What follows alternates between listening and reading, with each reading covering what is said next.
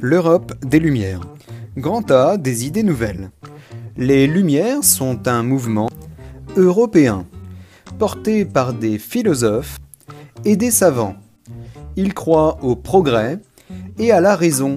La liberté et l'égalité devant la loi sont affirmées, tandis que sont dénoncés les privilèges, l'injustice et la torture.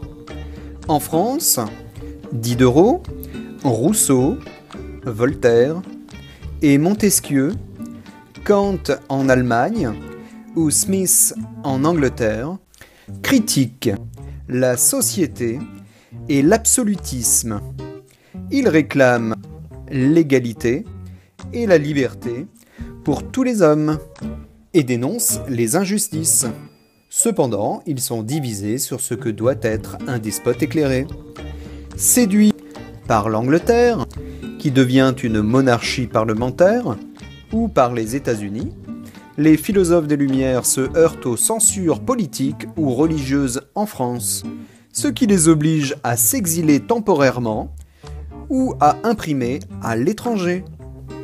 Grand B, la diffusion des Lumières dans toute l'Europe. L'amélioration du réseau routier ou de la poste facilite les échanges et la diffusion des idées. Les philosophes s'écrivent des lettres ou se rencontrent à l'étranger. Les œuvres des Lumières, comme l'Encyclopédie, sont lues à travers toute l'Europe. La science progresse et les savants commencent à expliquer la nature sans l'aide de la religion. Cela inquiète les pouvoirs royaux et religieux qui pratiquent la censure.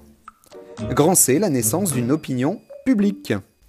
Société, académie, club, café et jardin sont les nouveaux lieux de sociabilité. Se réunir, participer à des débats et lire les premiers journaux sont des pratiques qui se répandent progressivement.